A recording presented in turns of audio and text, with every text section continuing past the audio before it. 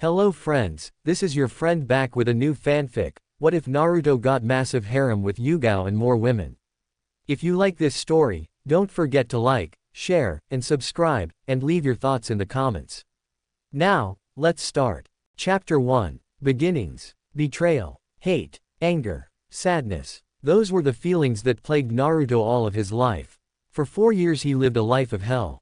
Defenseless. He had no idea why, but nearly everyone in Konoha hated his very existence. And he could do nothing about it. But those days changed the day he journeyed to Suna with the third Hokage and discovered a way to defend himself. It also led to an obsession. Current time. 4-year-old Naruto didn't know how he got here. All he remembers was running from a group of angry children who saw him talking to a lonely redhead that could control sand. He ran for what seemed like hours. Running toward the outskirts of the village. He had tripped over a large rock, fell down into a ravine and into a tunnel way. It was there that he stumbled upon a door. It had a picture of a red scorpion and looked like it hadn't been opened in years. Injured and angry with those kids, he pushes the door open with a scowl. He would get back at them later. He looks down a long dimly lit hallway and sees yet another door at the end of it. He makes his way over to it. Whoa, was all he could say when he lays eyes on what was in the room. There were body parts, tools, weapons and scrolls all over the place. The body parts were made of strong wood. He looks around confused until he spots an old journal. It was sitting on a small worn-out desk and had a black cover with a drawing of a red scorpion on it. It obviously hadn't been used in years. He slowly makes his way over to it and flips through a few pages before realizing that the journal contained a single message. A mere paragraph of words. He reads the message with a raised eyebrow. I am known as Sasori of the Red Sands. That is all you need to know about me.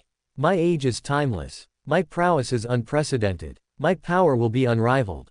I am the master of the puppet techniques, killer of a cage, soon to be immortal. I have delved deep within techniques that all others have feared to tread. I have left this room as a taunt to you arrogant Suna shinobi. Haha, no doubt someone will stumble upon this room and use the puppets here to strengthen their own, and I have left the means to do so. And for that, Suna, you had better be thankful. Naruto smirks and drops the journal. Not at all impressed with this Sasori's little message. Too bad I'm not from Suna. Stupid Sasori Tem. He walks over to a simple-looking scroll and picks it up. I'll become greater than even you. Stuck-up bastard, he says with a frown as he looks at what the title said. Basic puppeteer exercises. Naruto raises an eyebrow and continued to read. What he found intrigued him. Apparently Sasori used this room exclusively when he created his puppets and even as he trained as a rookie puppeteer. He spent countless hours reading through the scrolls of this room, and now it would be Naruto's turn. His interest grew by the second. He learned that in order to control the puppet, one required the skill to create chakra strings and complex finger movements. There were instructions at the bottom for beginners.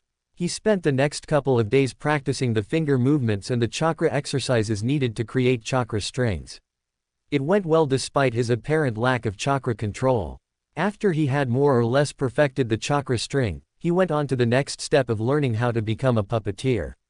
He had to learn how to attach the chakra strings to an object and make it move.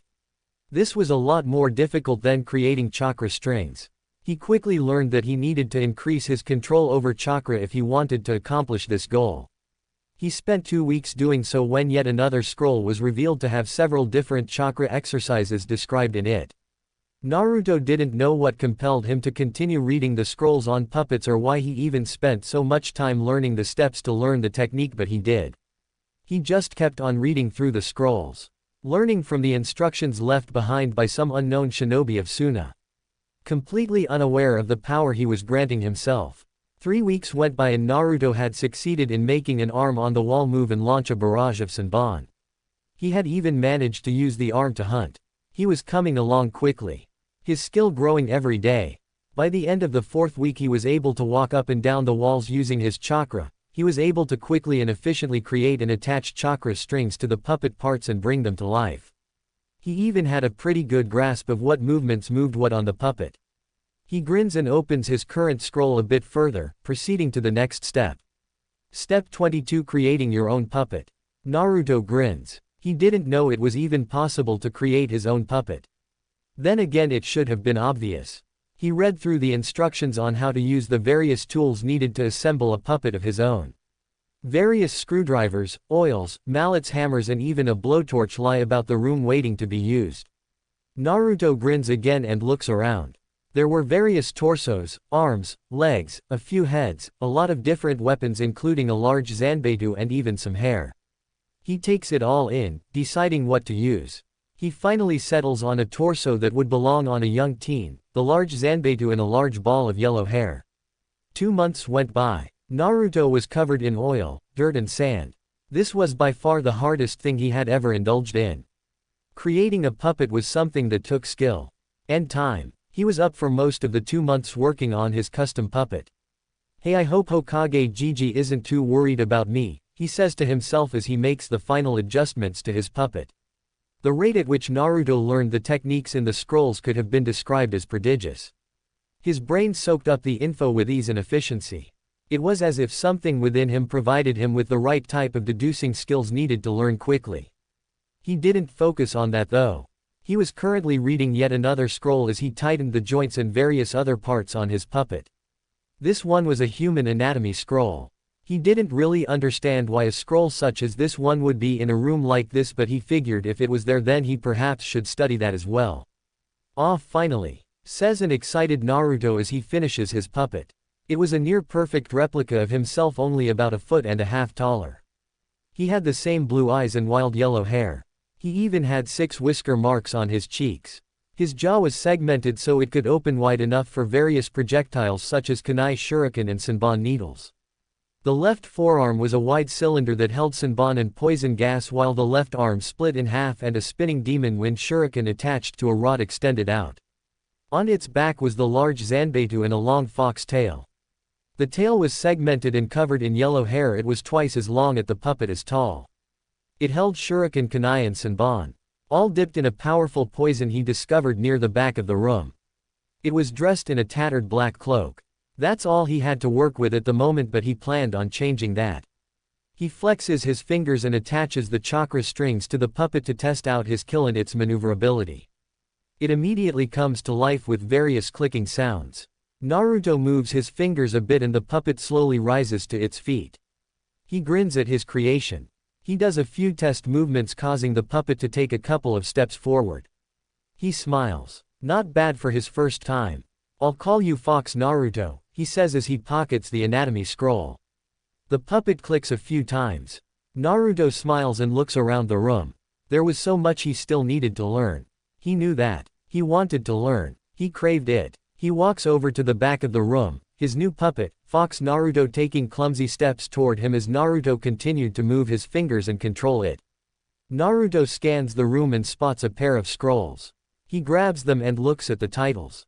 One was labeled "Storing Your Puppets in Seals," while the other was labeled "Forbidden." Intrigued, Naruto opens the seal scroll first. "Here are the instructions on storing your puppets," it read. Naruto looks down and there was a drawing of one seal. It was quite simple really. It merely required a few complex designs and the kanji for what you were storing in that seal. Naruto grins and pockets the scroll. That would come in handy in the future. He then looks at the other scroll in his hand and frowns. Something that said "Forbidden" on it just didn't emanate a friendly aura. But it still. He said he was going to surpass Sasori and that's what he intended to do. He could learn whatever was listed in this scroll. This forbidden scroll held the instructions to create a puppet made from a human corpse. In all of its gory detail. Naruto had never read anything so grotesque in his life. Hell, some of the treatment of the villagers weren't as gross as this. He continued to read, drinking in the info and subconsciously storing it within his mind. He learned that in order to create a human puppet he needed a lot of preservatives and a place to get rid of the organs. It was sick yet interesting at the same time. The more he read, the more he learned. For instance, he learned that a human puppet retains the abilities of the person used for the process. This included bloodline limits. He also learned that human puppets are a bit more durable than regular puppets. He pockets the scroll with a smile. He just might use this technique on some of his enemies. Naruto grabs a few more instruction scrolls and heads back toward the center of the room. Fox Naruto following. He looks around with a smile at all the leftover puppet parts, vials of liquid poison and tools. He grabs the tools, some of the jars of poisons and as much weapons as he could hold, and puts them in his backpack along with all the scrolls and instructions. He looks around the room one last time and smiles. It was nearly completely cleaned out and Naruto's backpack was stuffed beyond its limits. Sasori of the Red Sands. I thank you very much, he says as he exits the room. I promise to be the greatest puppet ninja ever. And with that, Naruto Uzumaki and Fox Naruto leave the old lab of Sasori of the Red Sands and heads back into Suna to meet with Sarutobi. Scene change. Sarutobi, the third Hokage of Konohagakure no Sato, was panicking. It had been nearly 3 whole months since Naruto had vanished. He was supposed to be back in Konoha 2 weeks ago. But he wasn't about to leave the blonde boy. He knew Naruto must have gotten caught up in something. Especially after the young boy by the name of Gaara informed him that Naruto was chased away by a group of mean kids because he had said hi to him and said his sand was cool. Sarutobi could still feel the happiness that was radiating from the redhead. The poor boy was living a life just like Naruto, it seemed. Suddenly a series of clicking behind him causes him to spin around. What he sees causes him to gasp. Naruto? He asks. Nay, I'm right here, Hokage Gigi. That's Fox Naruto. Sarutobi turns to the left and sees none other the Uzumaki Naruto standing on a boulder in front of him. His clothing was torn and dirty and his eyes were half closed. He was grinning with his arm extended and his fingers twitching and jerking. Sarutobi turns back to Fox Naruto and examines it closely. He gasps a second later.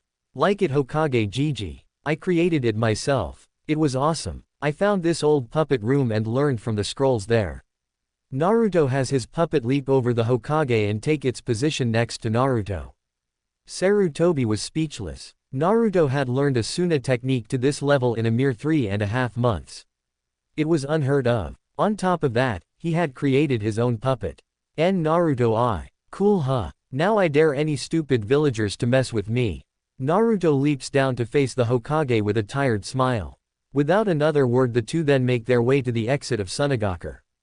Neither of them notices a small reed head spying on them from a tree with sad smile. The boy sighs sadly before vanishing in a swirl of sand. Time skip. Naruto ran straight home as soon as he entered the village. A large scroll bouncing on his small back as he bounded through the village. Courtesy of Sarutobi, who told him that walking through the village with a bag full of puppet parts, weapons, poisons and instruction scrolls would rouse the bloodlust of the already bloodthirsty villagers. He had sealed everything including Fox Naruto in that scroll for him. Naruto vowed to learn how to do that as well. He ignored the hate-filled glares and jeers thrown his way as he made his way toward his home. All of his anger and resentment gone for the moment. Replaced by excitement. For just this moment, he burst into his apartment room and drops the scroll to the ground. He bites his thumb and swipes the blood across the kanji for seal. A sizable burst of smoke and a large pile of everything he had taken from Sasori's room was in front of him. He grins and grabs Fox Naruto and places him in his chair. He then grabs all of the scrolls and puts them in a pile at the foot of his bed. Next are all the weapons. He had actually managed to stuff quite a few in his backpack before Sarutobi sealed them. 3 katanas, about 600 senbon needles, 80 shuriken, 100 kunai, 2 large demon wind shuriken, a pair of broadswords, a chain whip, a chain scythe, an extendable spear and 10 wicked curved daggers made up the pile. Next were the puppet pieces. There wasn't much, seeing as Naruto didn't want to be using Sasori's parts, but there were some essentials. 3 heads, 2 torsos and a set of arms and legs and 6 bottles of purple poison. He would make his own parts in the future. Last were the tools. The hammer, screwdrivers, the drills, the blowtorch. Everything he would need in order to build a puppet. Almost everything. He needed more tools and supplies. An issue he would address later. There was also that scroll on human puppets. Should he do such a thing? Turn someone into a puppet? For now he didn't have an answer. Worry about that later. I got work and training to do. He thought excitably. Over the next 6 years, Naruto became an enigma. He completely enthralled himself in the studies of the puppeteer and hardly left his apartment. He worked tirelessly day and night, getting stronger. Sasori's message was taped to his wall, taunting him, forcing him to grow stronger. He completely isolated himself from the civilization that scorned him so terribly. He never once created another puppet, but he did create several different installations for Fox Naruto. Controlling the puppet became second nature.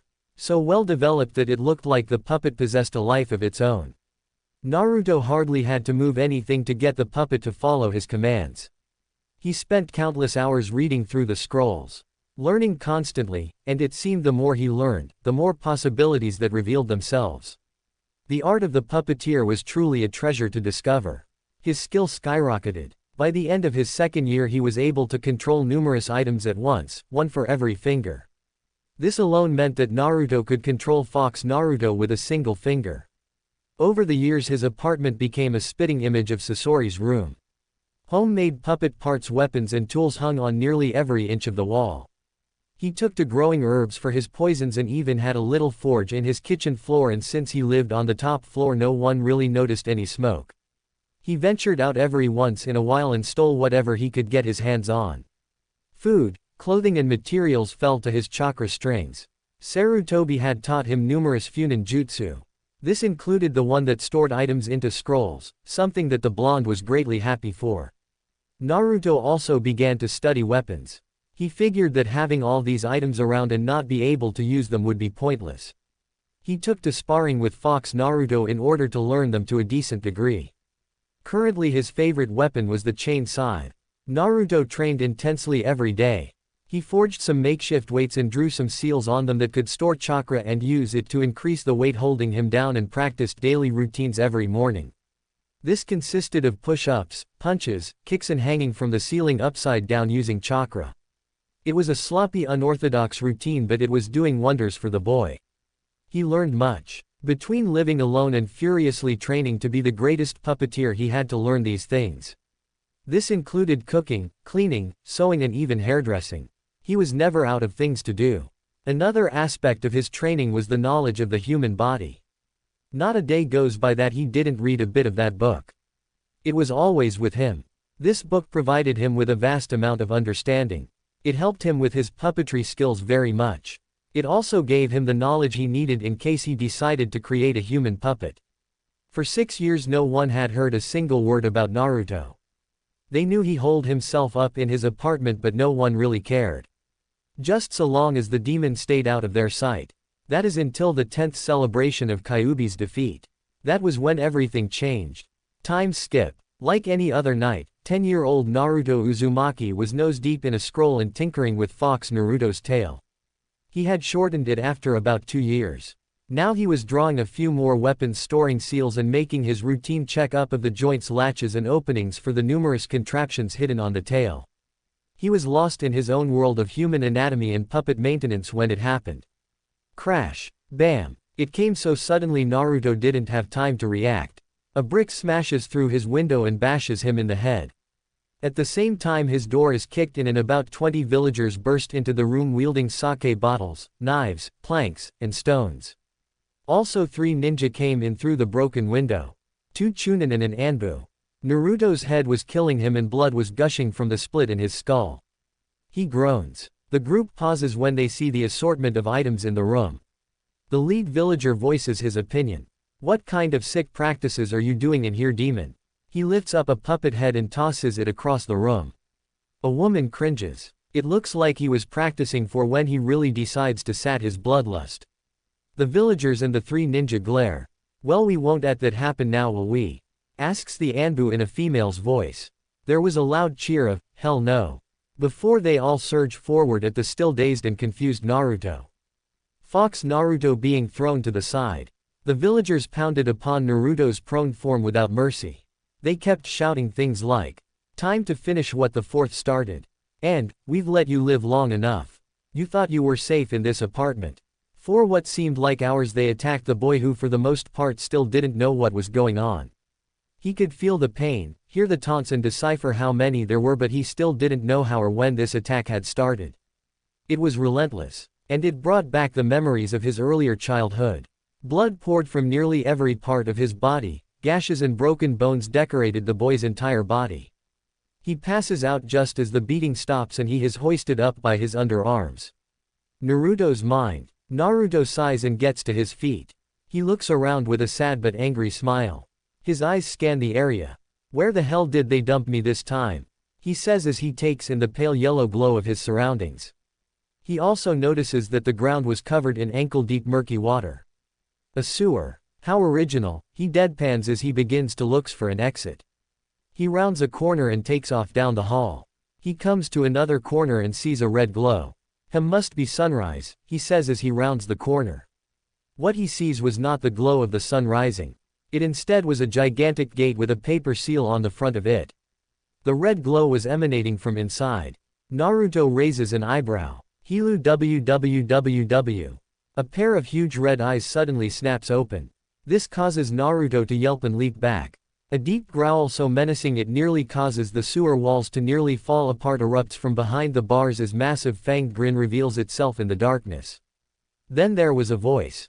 It was terrible, deep and menacing. The voice of a creature that reveled in destruction.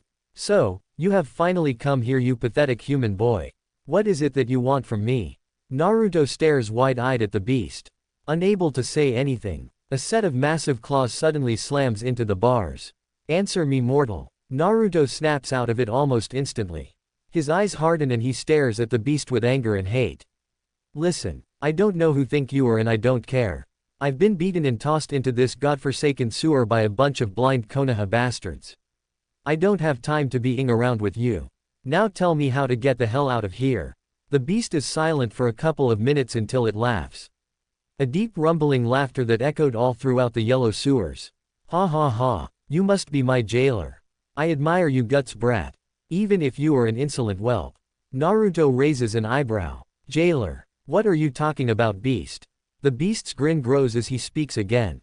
It does not surprise me that you do not know. Haha, humans are such simple creatures. Perhaps that is why I enjoy feasting on their marrow so much. Tell me, boy, what do you know of the Kyuubi no Kitsune? Scene change. Sarutobi was walking through the village, enjoying the festival. He was in a great mood. This was a day he didn't have to worry about paperwork. All around him there was activity. Everyone was celebrating the defeat of the Kyuubi no Kitsune 10 years ago. This brought him to another thought. Naruto Uzumaki hadn't shown up to visit him in a year. He hoped the boy was alright. It wouldn't be until the next day that he would become aware of the situation unfolding in the slums of Konoha. Scene change. The villagers, the shinobi and the residents of the apartment complex were gripped by a terror that they haven't known in 10 years. 3 minutes ago the female Anbu was smirking with her katana poised to strike. That was 3 minutes ago.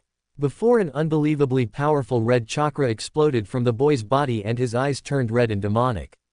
What the hell? The demon, it's escaping, screams the Chunin a second before the power dies out and the boy glares with a look of contempt and hate. Okay everyone, we need to talk. Now. Naruto jams his clawed hand into the chest of the villager who was stupid enough to still be holding him and rips out his still beating heart. You bastards sealed the Kyuubi no Kitsune within my navel in order to save this place and you still treat me like trash.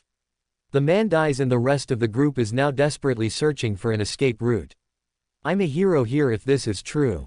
If the Kyuubi is indeed sealed within my body, then I am the only one capable of keeping the beast at bay. He takes a step towards the group and they step back. All except the Anbu. Naruto turns his gaze toward the door where a few people were trying to inch out. And you bastards ignore that rule and make my life a living hell. He raises his hand and attaches a chakra string to the door and pulls it shut. Trapping the people inside. Alone. With him. Why is that? And it better be the right answer. He turns his gaze toward the Anbu. Tears beginning to form in his eyes. He raises his other hand and S-string of crimson chakra shots out and connects to Fox Naruto. The Anbu gasps when the puppet comes to life and glides over to its controller. He jerks his finger and the puppet draws its Zanbeitu. One of the villagers decides to answer his question. He sneers and steps forward. We treat you the way you deserve to be treated, monster. We know what you really are. The fact that your eyes are like that is proof enough. That boy was dead the moment you took him over, Kyuubi. Naruto's teary eyes harden and without a word and a slight movement of his finger, Fox Naruto lunges and cleaves the man in half with its Zanbeitu. The Anbu gasps because the puppet moved at speeds that rivaled an elite Jonin. She didn't have time to think though, because with another movement the puppet's tail suddenly splits into 4 sections and wave after wave of Senbon needles and kunai flew from it, killing the 2 Chunin in half of the group. Naruto shows no sign of remorse as he has his puppet lunge again, slashing and hacking the group of people apart with ease and brutality. They tried to run. They tried to scream. They failed. They were doomed. And the entire time this was happening, Naruto stared down the Anbu woman. Tears streaming down his face. Wrong answer, he says as the last villager falls to Naruto's puppet. The Anbu glares and tightens the grip on her katana as the puppet rejoins Naruto at his side. Going to kill me next? Save the challenge for last? She asks. Naruto glares and his eyes return to normal. The red haze around him receding into his seal and the chakra string attached to Fox Naruto turning blue. He twitches his finger and the puppet suddenly spews a cloud of purple mist at the woman from its mouth. She didn't have time to react and the mist was inhaled. What the? Naruto speaks again as he approaches the staggering woman. His voice normal again. I will not kill you. This time, he draws his own katana and lops off the woman's arm without a second thought.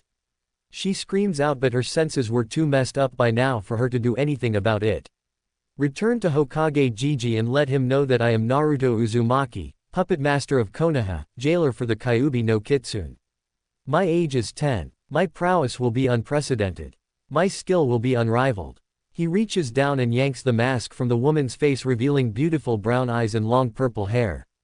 Tell Hokage Gigi that anyone who crosses me from now on will meet a terrible end and become one of my tools. The woman looks up with clouded vision, clutching the bloody stump of her arm. I will not put up with anyone's crap anymore. Not after what has just been revealed to me, says Naruto as he picks up the woman bridal style. I am Naruto Uzumaki, and those who cross me will be turned into my tools. He then leaps out of his window with the woman in his arms. 2 days later, Sarutobi could be seen sitting at his desk on the verge of tears as he and the now one-armed woman watched through his crystal ball, as Naruto began the process of turning his would-be attackers into human puppets.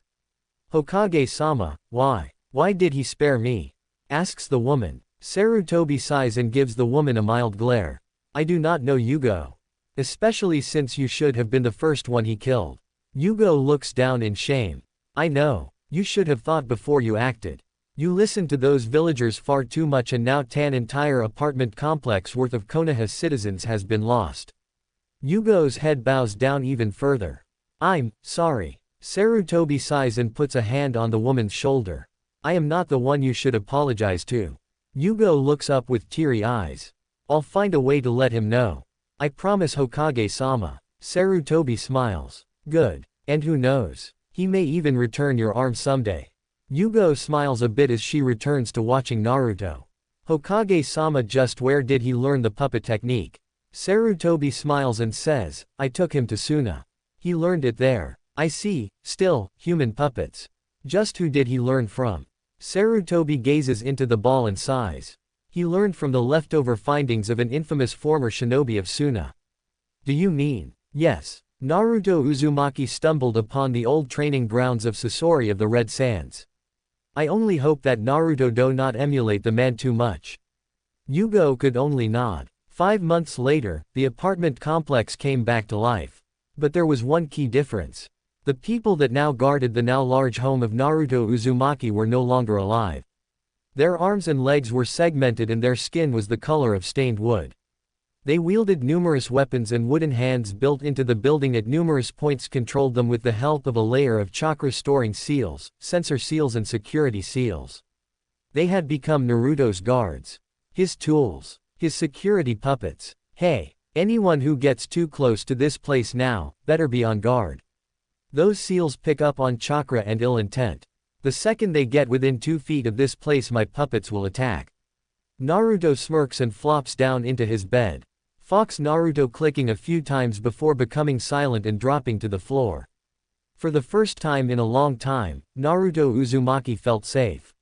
He closes his eyes as visions of stronger human puppets began to dance around in his mind. I wonder if Sasori is still alive. If so, then he better be prepared for the day we meet. I might make him my tool if he isn't careful. Naruto falls asleep with this thought. An obsession beginning to form in his 10-year-old mind. This brat is an interesting one. I never knew one could do such a thing as turn a living creature into a lifeless tool. And it appears he aspires to turn all of his greatest enemies into these tools. Ha ha ha. Let's see if you accomplish this goal, boy. The Kyuubi then closes his eyes, resuming its long slumber. Chapter 2 Decisions. A year went by without much incident since that day. No one dared approach Naruto's home after Sarutobi had spread the boy's message. Well, almost no one. The few that disregarded Naruto's warning soon fell to his ingenious traps and puppets. The name Naruto became an infamous one in Konoha. The council was enraged at Naruto's boldness but soon found they too could do nothing about it. Sarutobi had made it perfectly clear that Naruto is not be harmed. There was also the fact that his traps were dangerous enough to take out an Anbu.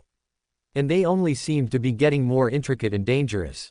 Civilians and shinobi alike had stories to tell about the infamous puppet house, as many came to call it, using it to scare their children in order to keep them inside at night and causing a few people to wallow even further in their hate. Naruto left his place even less than before after that day. Not even Sarutobi had seen much of the boy. It made him sad to know that a village such as Konoha could do that kind of thing to a child. It hurt him deeply. Scene change. Yugao was doing her daily patrol through Konoha like any other day, only she was lost in thought. She had always been so since that day. She unconsciously touches the stump where her left arm used to be in size. That day flashed through her mind constantly.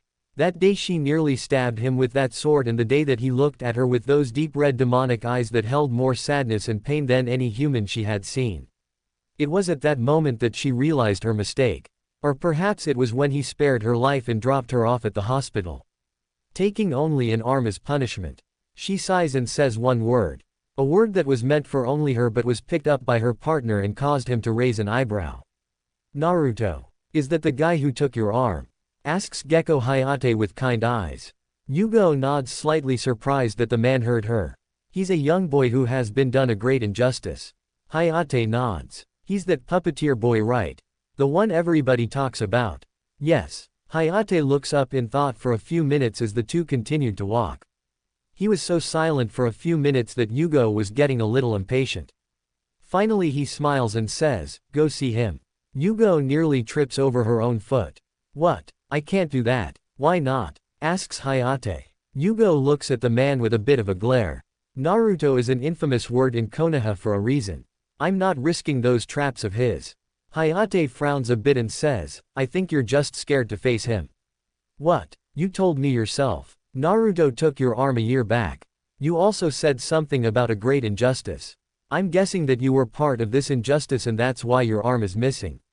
This draws me to conclude that you're afraid of what he'll say if you were to finally apologize to him." Yugao looks at Hayate and mentally curses him. His deducting skills were too good for his own damn well-being. "Fine. I'm afraid to face him. It is well known that Naruto is distant from other people. And he very well should be," says Hayate. Yugao nods, but it's not just that.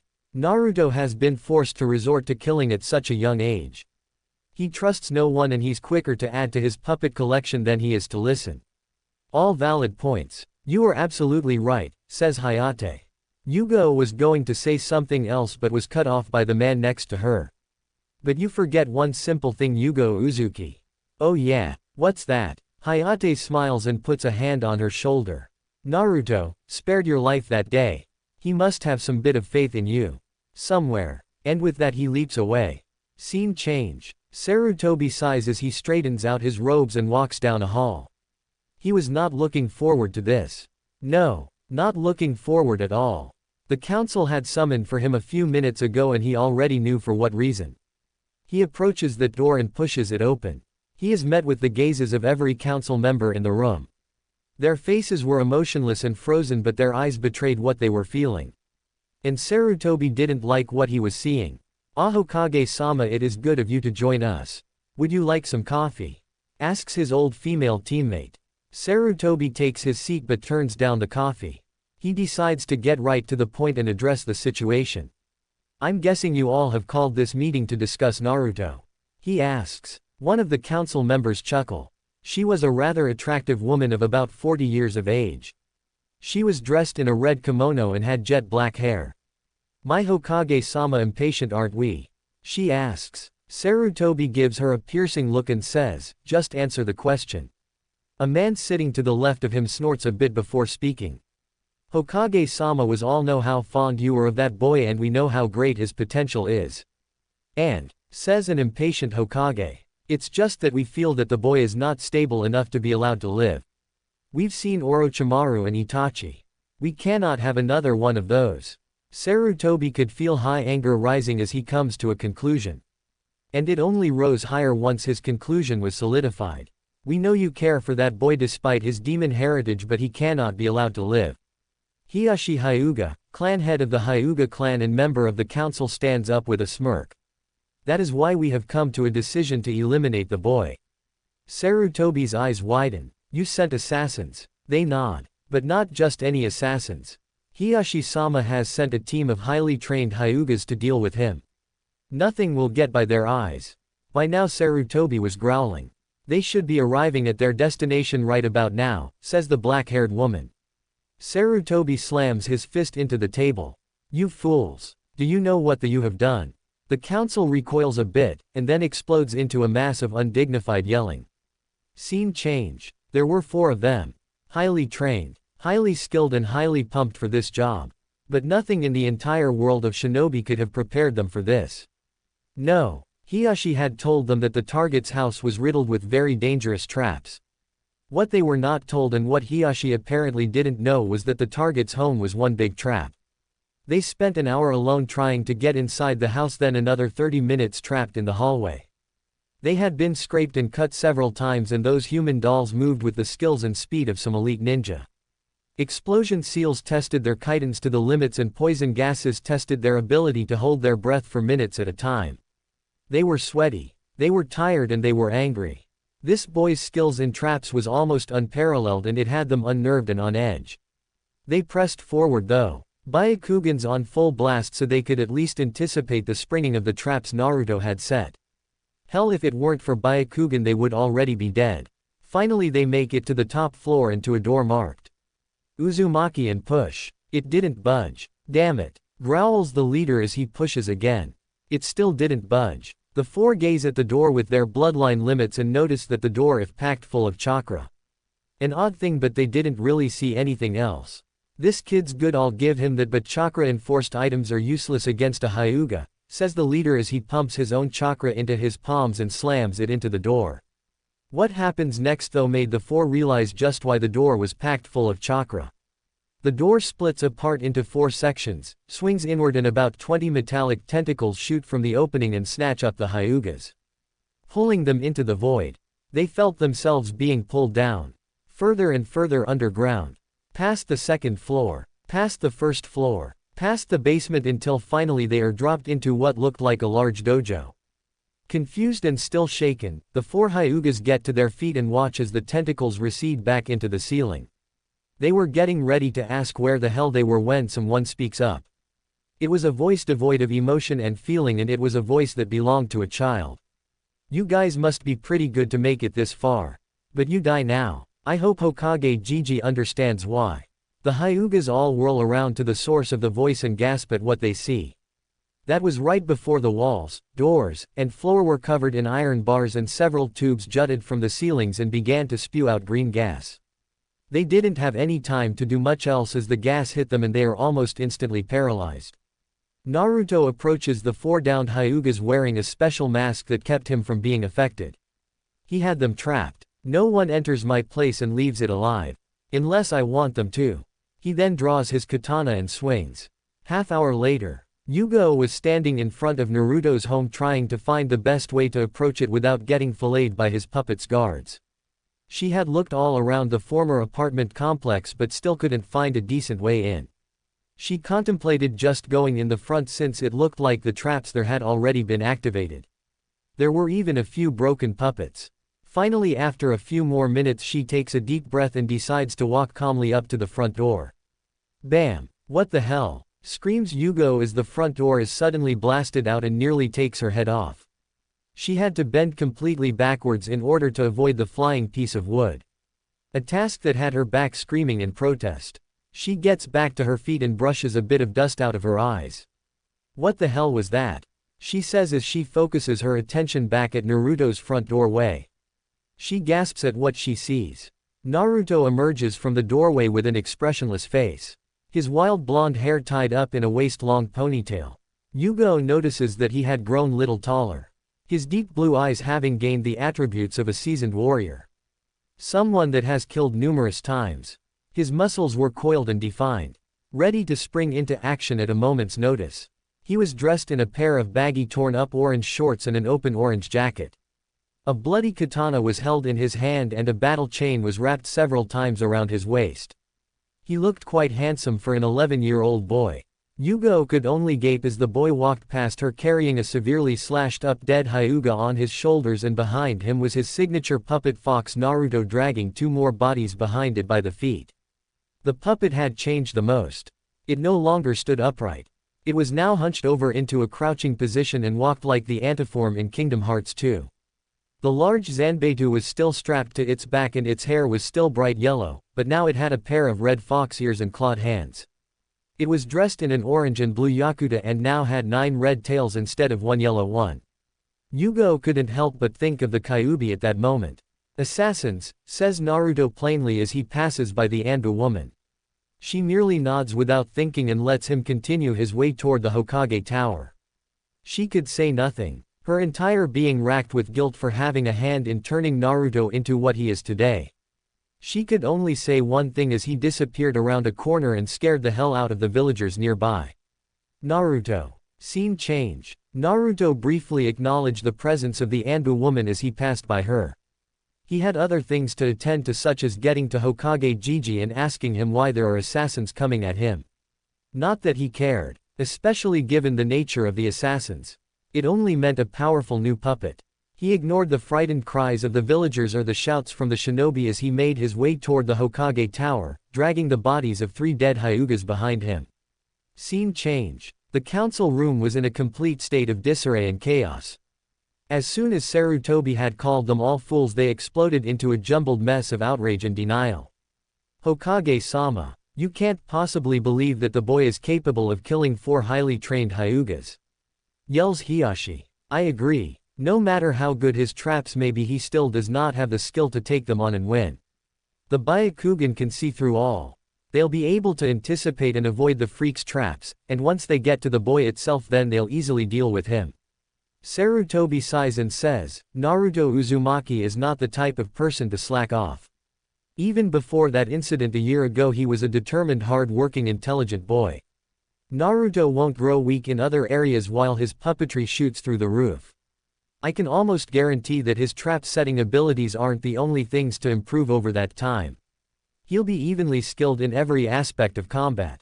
Another council member snorts. "Even so, Hokage-sama, those 4 Hyugas are at Anbu level. Even if the boy has improved, he still is no match for them. Hokage-sama, you place too much faith in the boy. I cannot understand why it is that you even protect him anyway." Sarutobi sighs and goes to retort, but is interrupted by yet another council member. The clan head of the Nara clan, Shikaku. "All of you are too troublesome. It is in my opinion that if Hokage-sama has so much faith in this boy, then we should as well. I mean, if the boy was truly a demon, then Konoha wouldn't exist anymore. PFF, what would you and your clan of lazy assess no Nara? Sitting around doing as little as you can. Like you would know how things work in a village that you deem to troublesome to deal with," says a woman with brown hair. Shikaku glares and says, "Troublesome, narrow-minded bitch. Why, you god." The woman didn't get to finish because one of the Anbu guards suddenly came blasting through the door and slams into the opposite wall. He falls to the ground unconscious. All activity ceases after that as the very subject of their heated conversation slowly walks into the room with his puppet and carrying 3 dead Hyugas. He was covered in blood and looking neutral as always. He drops the body he was carrying and has Fox Naruto drop the other 2 next to it. "Hokage Gigi," says Naruto looking right at Sarutobi. The council was stunned and Hiyashi's eyes were as big as saucers. Sarutobi looks right into Naruto's cold blue orbs and says, "What is it, Naruto?" The boy wipes the blood off of his katana, the sheaths it while one of Fox Naruto's tails relaxes after delivering the blow to the guard.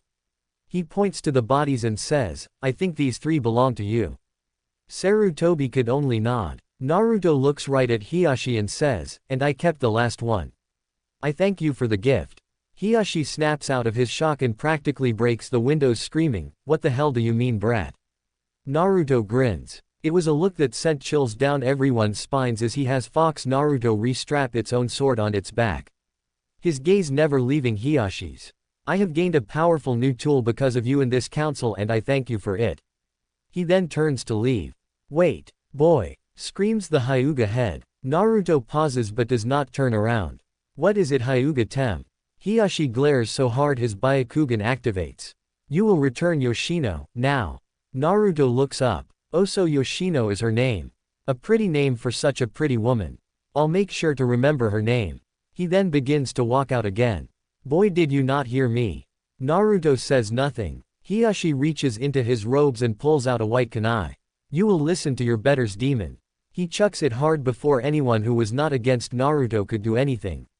What happens next stuns the Hyuga clan head. Fox Naruto reaches up and plucks the kunai right out of the air before vanishing and reappearing in Hiyashi's face with that kunai to his neck.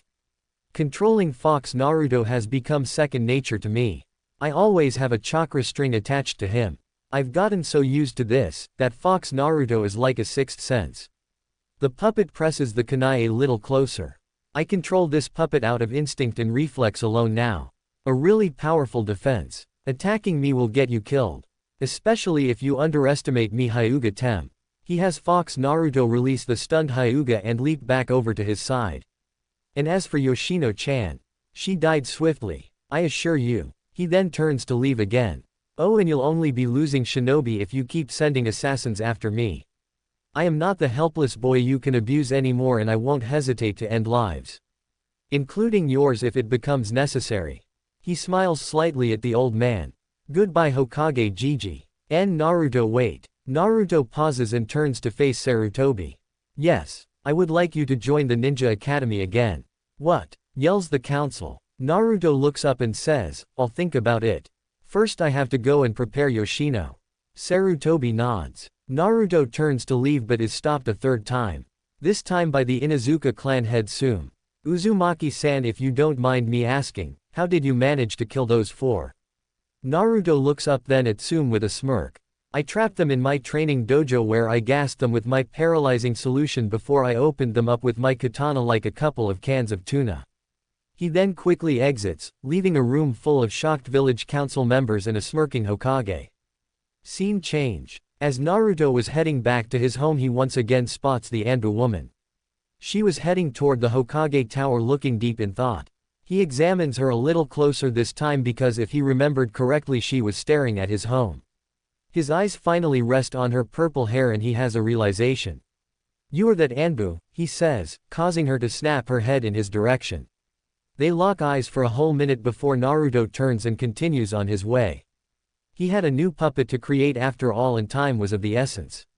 Yugao on the other hand continued to stare at him until he vanishes into his home. She couldn't stop. Her heart was aching. Naruto, I'm sorry, she whispers before body flickering away. What she didn't notice was that Naruto was looking at her through one of his windows with a special hearing-enhancing seal over his ear. All he wanted to do was confirm whether or not she was trying to kill him. He never expected to hear a genuine heartfelt apology. He smiles a bit and looks over at a jar. It had a perfect conditioned arm contained within it and was covered in preserving seals and embalming fluid. Hey, perhaps sparing her life was a good thing, he says as he pulls the ribcage of Yoshino apart and takes out the organs. And perhaps I'll take Hokage Gigi up on his offer. Scene change. Hiyashi explodes into Sarutobi's face with pulsating veins and a red face. Hokage-sama. How could you? How could you let that abomination waltz up in here after killing 4 members of my clan and be so disrespectful? How could you allow him to threaten us all so openly? I agree. Hokage-sama. Everyone here heard the boy say he won't hesitate to attack and kill us. That should be liable for execution. Yells the woman in the red kimono. Shikaku and the Yamanaka clan head, Inoichi-sai. If he does decide to kill you it would be your damn fault, says Inoichi. I agree. It is the ignorant people like you that do this to the boy. He has every right to be the way he is. What? Sarutobi clears his throat loudly to get everyone's attention. Once he has it, he speaks in an almost cold tone. Naruto Uzumaki is indeed a unique case. He has indeed threatened the council and anyone who crosses him wrongly. I hold no ill will toward him for that. There are several gasps. You all can do what you see fit, but I warn you now. Naruto Uzumaki is now officially under the protection of the Hokage himself and the Sarutobi clan. What? Hokage-sama. Enough. This is my decision. You have done enough to him already. I do this for the good of him and Konoha. Naruto will kill you all if no one puts a stop to this whole damn fiasco. The Naruto-hating council members could only stutter incoherent sentences and stare with huge eyes. Sume, Shikaku, Inoichi, and the Akamichi clan head Shuza rise to their feet and begin to leave. Naruto Uzumaki also has the protection of our clans. We have decided that it's too damn troublesome to waste time hating him for something he has no control over, says Shikaku. Hiyashi and the rest of the council begin to scowl and the woman in the red kimono decides to get their last words in. You will protect that demon? Asks the woman. Always, it was the Yondaime's wish after all, says Shuza. Even as the boy murders innocent people and turns them into his dolls with his sick experiments. Asks Sarutobi's old teammate. If Naruto turns someone into a puppet, then they had it coming. Naruto has made it clear on his intentions. If you leave him alone you need not worry, says Shikaku. I don't believe that. I refuse to believe that, says Hiyashi. Believe what you will, says Sume as she and the others exit the room. Sarutobi looks at the rest of his council and says, like I said, do what you will, but if you attack him and he cannot fight back, then you have 5 ninja clans to deal with. He bows and exits the room, hiding his smirk. Time skip. About 3 weeks later, Naruto was seen walking through the village with a new puppet following him around instead of Fox Naruto. This one stood proudly and arrogantly and had a slimmer figure than Fox Naruto. Long black hair with silver streaks flowed freely in the wind and a white kunai hung from its waist. Dressed in black and white robes and gifted with a set of beautiful pale lavender blank eyes was Yoshino. Naruto's first bloodline limit holding human puppet. A member of the esteemed Hyuga clan. The most powerful clan in Konoha. A clan whose bloodline limit is sought after by the Hidden Cloud village. Now, to get some instructions on the Juken, says Naruto as he and Yoshino leap up to the rooftops. I can't have a useless tool after all. He has her draw her kunai to defend from any possible attackers. The village may be scared of him for the most part, but they were not cowards. They would attack him the first chance they get. He was reading a book titled, Konoha's Bloodline Limits and heading toward the Hyuga compound. A look of determination and sick excitement adorning his face. Chapter 3. Conflicts. Sarutobi sat in his office with a smile as he read the somewhat messy letter from Naruto. If you ignored the blood spots and small chunks of wood and bone, then you could easily read it. Hokage Gigi, I thought about it, and I've decided to take you up on your offer. I will return to the Ninja Academy if only to learn a little bit more on ninjutsu and genjutsu. But know this, I won't hesitate to behead those ignorant teachers if they flip me too much shit. I know ninja are valuable in any shinobi village, but I refuse to put up with anyone's crap. Of course Hokage Gigi, I won't go killing everyone for every little thing. I'm not that desperate for new puppets. I doubt that there's anyone there I could make into a useful tool anyway. I'll start tomorrow. Yours truly, Naruto Uzumaki. Greatest puppeteer ninja. P.S. If I do actually become a ninja for this village, then I will answer only to you. Sarutobi chuckles as he read the letter. He'd have to remember to have a talk with the boy to keep him from killing the teachers. He grabs a blank scroll and an ink brush. He had to let the academy know that there was a new student coming in. Even if it was already a month late. He just hoped that there wouldn't be too many problems. Scene change. The Hyuga clan was in an uproar. It had been 3 weeks since Naruto killed 4 Hyugas and had the nerve to make one of them his puppet. The council was not very happy to hear that part of Hiyashi's report. Naruto Uzumaki had control of the Juken. He possessed the Byakugan. It was inconceivable to them. The whole clan soon heard about what Naruto had done. Some were quite impressed with the boy. He had taken out 4 very powerful main branch members of the Hyuga and made the bloodline limit more or less his own. However, as many as there were people who now respected Naruto, there were about 10 times more who hated him. Hiyashi had banned anyone of the Hyuga clan from associating with him, and any who disobeyed his orders would be killed on the spot. The Hyuga Council began searching for a powerful Hyuga in order to train he or she exclusively so they could kill Naruto. Hiyashi had made a speech 2 hours long explaining to the entire clan that Naruto, the Kyuubi monster incarnate, was stealing bloodline limits and murdering innocent people. He even told them how the demon has brainwashed the Akamichi, the Inuzuka, the Nara, the Yamanaka and the Sarutobi clans. He had told them how they had to train 3 times as hard in order to do this demon in the future. He had the Hyuga clan on high alert that day. But they were so caught up in their worry and fear that they didn't notice as 2 figures slunk their way toward the Hyuga scroll room. Naruto and his puppet Yoshino approached the locked wooden door of the Hyuga scroll room and smirked. This was too easy, he says as he disables the somewhat simple in his opinion traps that lined the door. After he was done, he picks the lock and walks in. The room was filled with scrolls. Naruto grins. He was in the heart of the Hyuga clan. He had access to all of the secrets of the Hyuga clan and was about to steal everything here. He pulls out an empty storage scroll and begins to draw the necessary seals. Who are you and what are you doing here? Naruto whirls around with his hand on his battle chain and sees a pair of Hyuga girls. One was about 8 years old and her eyes looked angry and intrigued at the same time. She had long dark brown hair and was dressed in a black Hyuga-style training outfit. Her face showed very little emotion. The other girl was the complete opposite. Her face showed numerous emotions and she looked unsure of herself. Fearful even. She has short dark blue hair and looked to be his age. She was dressed in a thick off-white jacket and black ninja pants. She was looking away from him as if afraid. He smirks slightly at this. She had every reason to be afraid of him. The younger girl notices his smirk and glares. Answer me or face the consequences. Naruto nearly laughs in this girl's face. Who was she to dish out threats? Was she that good or just full of herself? He mentally shrugs and gets to his feet.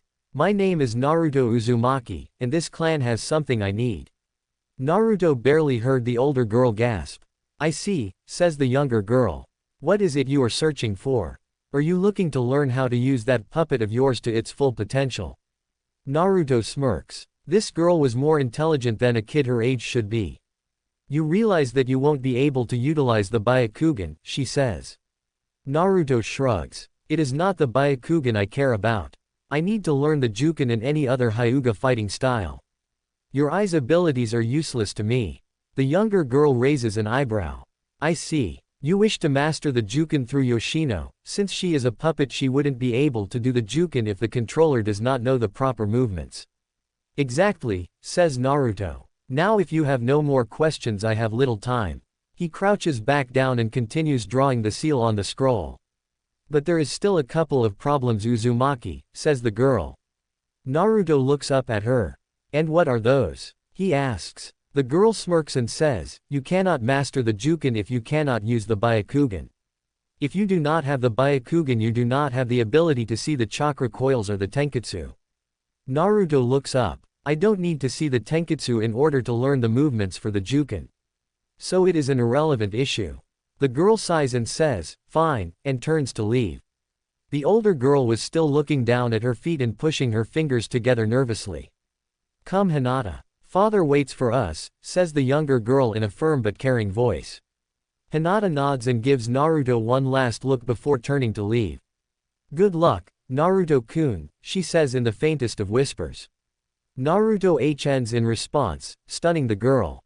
Hinata, come on, we must not be late, says the younger girl as she pokes her head back into the room. Hinata nods, her face crimson and riddled with shock as she shuffles out of the door. The younger girl gave Naruto one last look before saying, 5 minutes, and then leaving. Naruto smirks. He wouldn't need that much time.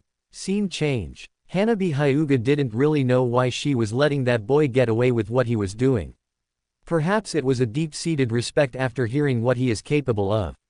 Or perhaps she was interested in whether or not he could really learn how to use a Hyuga puppet in the art of Juken. She shrugs as she flops down into her bed. It was in the past already and she had to prepare for the chaos that is sure to follow Naruto's actions. Hinata was lost in thought. Or perhaps she was spaced out as she usually was. Hanabi didn't really pay much attention anyway. She closes her eyes and sighs. Sometimes I wish I was not from such a prestigious clan. Scene change. Naruto walks into his room with a smirk and flops down onto his couch. He had just got back from the Hyuga scroll room and was feeling quite satisfied. He didn't even have to kill anyone to keep them quiet. He bites his thumb and opens up his storage scroll. Without a word he smears the blood on the seal and a large puff of smoke follows, revealing the contents of the Hyuga scroll room. He smirks. Time to get to work, he says to himself as he opens the nearest scroll. This was a scroll that explained a bit about the Hyuga clan and its origins. He tosses it aside a minute later. The history of the Hyuga clan interested him very little. He opens another scroll and sees that this one is a family tree. He also tosses this one aside. 5 hours went by and it was now late evening bordering on night. Naruto was slightly frustrated. All of these scrolls were useless to him. He sighs and opens one of the last 3 scrolls remaining. It was a ninjutsu scroll. He looks through it and sees 2 water techniques, a fire technique and a flower technique. He puts the scroll aside for later. He eyes the last 2 scrolls and smirks when he sees the labels. Hyuga style fighting, Juken or the gentle fist. At last, he says as he seals up the rest of the scrolls. Scene change. An alarm was blaring. People were running around frantically trying to find an explanation to what the hell was going on. People were yelling and panicking saying things like, "They're gone. We've been robbed." It was chaos. Hiyashi's eyes were bulging with an enraged Byakugan. And he was close to strangling anyone who got too close to him. Only 2 people knew what exactly was the cause of the Hyuga clan's plight. Hinata and Hanabi sat in their rooms lost in their own thoughts about a certain blonde. Hinata didn't know what to think of the boy. She didn't really know him well and he completely vanished from the academy about a year ago. Like everyone else she now knew of his current choice of attitude. She was scared of him a bit. He could effortlessly kill and transform someone into a puppet and his eyes were dead to the world. Void of all emotions and feeling but at the same time revealed a deep void of pain and sadness. Hinata sighs and says, "Naruto-kun," in a whisper. Hanabi didn't think much of the puppet user.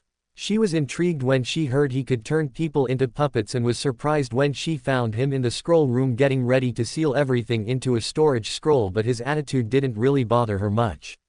Nor did his morbid style of ninjutsu. If anything, she was fascinated by it. Puppetry was something she had never heard of. She closes her eyes and another pair distraught Hyugas rush past her room. "Uzumaki, you interest me," she says. Scene change. Bah. The Hyugas are all nothing but ing talk, screams Naruto as he slams the Juken scroll into the wall behind him. He spent 2 hours studying that scroll and breaking down the instructions and fighting style, and he came to one conclusion. Hyugas are weak. He had discovered after reading that scroll that the Juken is the only thing that gives the Hyugas any form of fighting ability. That and the Byakugan. They rarely used ninjutsu or genjutsu or weapons for that matter and depended on Byakugan far too much. The Juken wasn't all that hard to memorize and they only had 2 special attacks, Kaiten and the 8 trigrams 64 palms. He copied the instructions for these 2 attacks along with the method for using chakra to do internal damage down and sealed the scroll up with the rest. The Hyuga ninjutsu scroll however sat at the end of his bed. "If they don't want it then I'll be glad to take it and use it for myself," he had said. He grabs the storage scroll and leaps out of his trap-rigged window and onto the ground below. "The Hyugas can keep their useless junk," he says as he walks back toward the Hyuga manor. Scene change. It was night now and Yugao was still sitting in the one spot she had been since earlier that day. At the top of the Hokage tower. She was lost in thought, all awareness of the world around her completely gone. Thoughts of Naruto still racing through her head. How was she going to approach him and apologize? Especially after all this time. How could she face him now?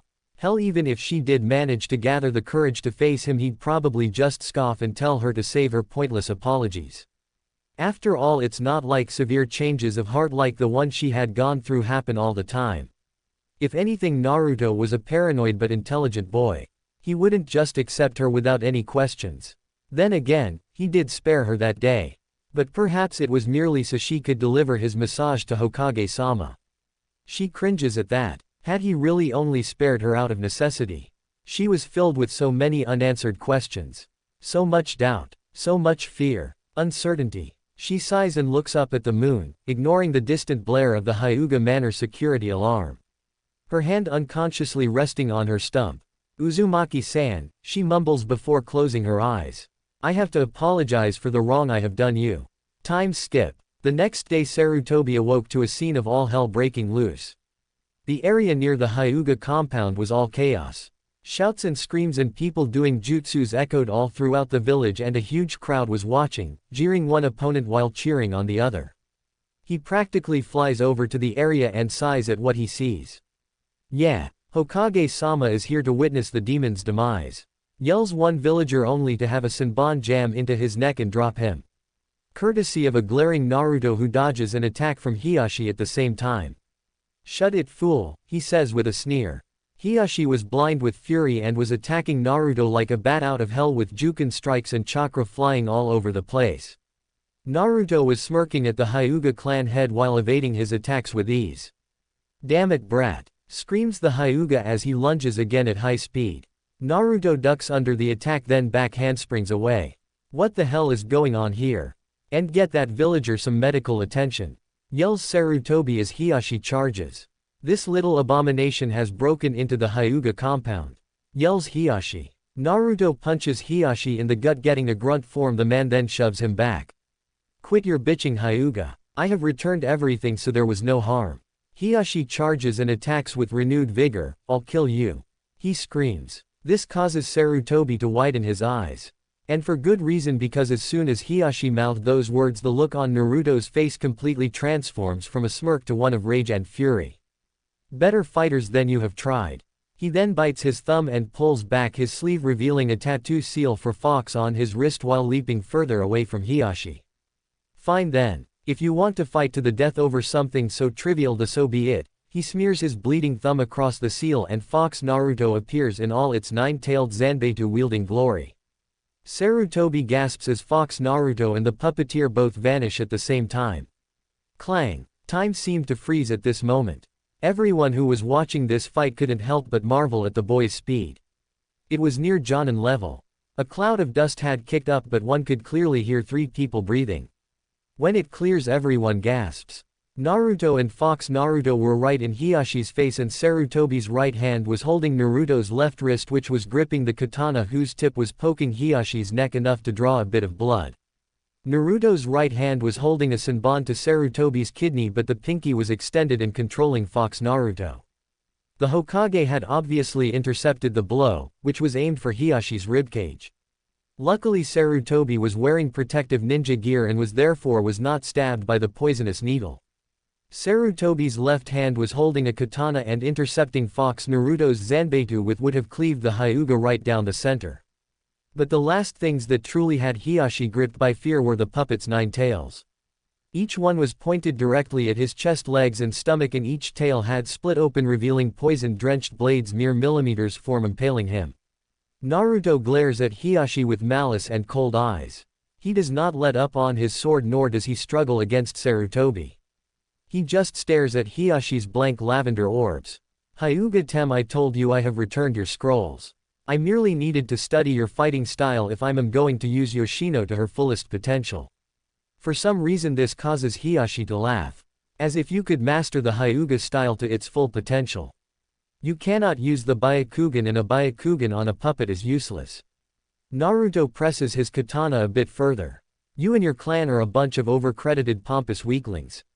As I have said to the 2 girls yesterday, I do not need the Byakugan to use the Juken. I will master the Juken through Yoshino, then I will improve it. Take it beyond what you bunch of fools ever could. PFF'd, go ahead and try demon. Naruto's eyes flash red for a second. Oh, I will Hyuga-tem, and once I do I'll have you groveling at my feet begging me to show you my techniques. Naruto struggles against Sarutobi's arm for a second, trying to press his blade further into Hiashi's neck.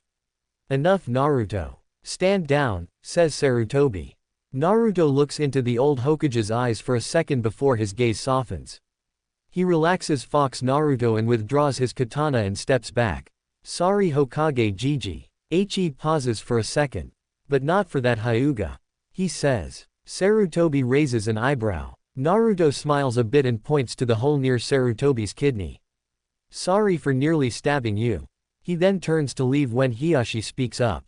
Tell me boy how it was you were able to counter me so easily. Naruto smirks and says, I learned everything I know by reading scrolls. Studying your one fighting style was easy enough. He then reseals Fox Naruto and leaps away. Hokage-sama, are you just gonna let that monster go? Yells a villager. He's nothing but AD. Thwack. The man falls to the ground with a kunai jammed in the back of his head. Sarutobi sighs. Hiyashi-san, I suggest you go and clean up. All of you villagers returns to your homes at once. The villagers do without any more comments. Sarutobi body flickers away, leaving behind a stunned Hiyashi, a gaping Hanabi, a few unconscious Hyugas, a shivering Hinata and a gasping branch house Hyuga of about 11 years old whose forehead sported a green seal. Hiyashi snaps out of it and starts barking out orders. You there. Dispose of that corpse. You wake up those fools. You and you. Go check the scroll room. Make sure that Demon Boy was telling the truth. He then turns around and sees a frightened Hinata and a nervous-looking Hanabi. And you too. We need to talk. Scene change. The village was abuzz with talk about the demon doll maker invading the Hyuga clan and trying to kill Hiyashi. Naruto inwardly smirked as people shied away from him. It meant that he could get back to his home without any trouble or killings. He thought about the time and realized he only had an hour before he had to get to the ninja academy. Hopefully Hokage Gigi had informed them of his impending arrival. I wonder just how they'll react, he thought. Surely he would receive a lot of negative attention and the teachers would be less than happy to teach him a bit. He scoffs at that a little. There was very little they could teach him save for ninjutsu and genjutsu, and that was the reason why he was going. He knew that ninjutsu and genjutsu were essential to any ninja's career and he was severely lacking in that area. Weapons, puppetry, seals and taijutsu were great and all, but without the other two he felt incomplete. And Naruto hated that feeling. It made him feel weak. And besides, one cannot become the greatest ninja if he cannot master all form of the ninja arts. He arrives at his home and sighs when he sees the broken remains of two of his puppets and two trails of blood leading inside. Naruto sighs when he walks in and sees two dead Chunin with several poisoned Senbon needles sticking out of their backs and the puppet of a young woman hovering above them and prepared to throw more. Some people never learn, he thought as he grabs the two bodies. Those two puppets they destroyed will need to be replaced. Scene change. Sarutobi sighs heavily as he takes another swig of sake. Naruto was one problem after another. The boy did whatever he wanted and it irked the council to no end that he would do nothing about it. Sarutobi didn't fear Naruto, but he didn't bother to mess with the boy either. In his opinion, Naruto can act the way he wants. It's the least he could do after the way Konoha has treated him. He takes another drink and rolls up a scroll before tying it to a messenger bird's leg. Almost forgot to send this to the academy, he says with a bit of a slur. Scene change. Yugao Uzuki was relaxing in her home watching the television when there was a knock at her door. She sighs and get up. Yeah, I'm coming, she says as she opens the door. Hello Uzuki-san. Yugao instantly glares, what the hell do you want Danzo? Danzo smirks and enters Yugao's home. He walks over and sits down on the couch. My Yugao, is that any way to speak to your former captain? Yugao glares. I'll speak to you in whatever manner I see fit, now why the hell are you here? Danzo grins and says, oh nothing really, I'm just here to talk to you about a certain blonde puppet using Jinchuriki. Yugao's eyes widen a bit and she says in a whisper, Naruto. That's right, Mr. Uzumaki Naruto. Konoha's puppet user. And a damn good one at that. Yugao scoffs. Konoha's Naruto serves no one in this village. Danzo looks up and says, perhaps you are right, but I did not come here to talk about who the Jinchuriki serves but whether, who he could be serving in the future. Please old man. It's true Yugao-chan. I have witnesses Naruto's skill and his potential is boundless. We must get him under our control. Yugao scoffs. Good luck with that. Danzo smirks as she touches the spot where her left arm used to be. You remember that day, do you not? The day the Kyuubi vessel stole your arm. Yugao scowls. That demon vessel's name is Naruto Uzumaki and you will address him as such while in my home. Danzo frowns a bit. Fine then. The day Naruto stole your arm changed, you did it not. What are you talking about? Yugao was getting angry now. Danzo smirks and says, your emotions came back that day. So what your point, old man? Danzo smirks and gets to his feet. Help me get the one you've grown emotionally attached to, or I'll send my root Anbu after him. Not even someone of his power can take them all on and win. He exits Yugo's home. Good day Yugo-chan. You have until he graduates from the Ninja Academy. Yugo's eyes were wide. She could only stare at her door where Danzo was. The threat kept playing over and over again in her head, and the worst part was that Danzo would actually do something like that too. He would carry through with his threat. Naruto was strong. That much was certain, but not even he could withstand an all-out attack from the root Anbu. Her eyes hardened. I won't play by your rules Danzo, she thought. I have to find Naruto. She then exits her home and takes off toward Naruto's place. Time skip 1 hour. The classroom was abuzz with excited talking and laughing as this year's academy students chatted with each other about the daily events of their home village. They were chatting for about 20 minutes before 2 men finally walked in and told them to be quiet. One was a darker-skinned man with a scar across his nose and a pineapple-style hairdo, while the other had shoulder-length silver hair. Both of their faces were kind and gentle but held a lot of authority in the classroom. Haruka and Mizuki looked at the students, proud that Konoha was raising so many promising young ninja. They felt honored to teach them. All right class, listen up. Today we are going to be studying the history of other shinobi villages. There was a bit of groaning from the students, but Mizuki quickly silenced it. Now children, do not worry, it's not as bad as it sounds. Sensei, you always say that.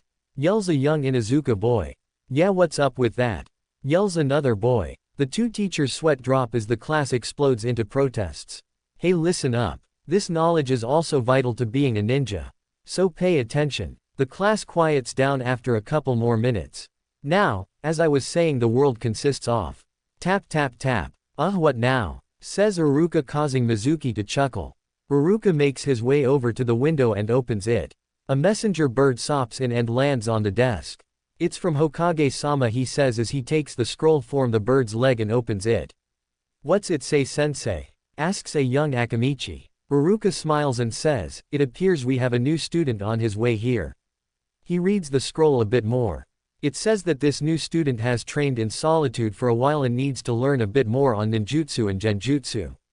What's his name? Asks a pink-haired girl. Haruka reads further, then drops the scroll with a gasp.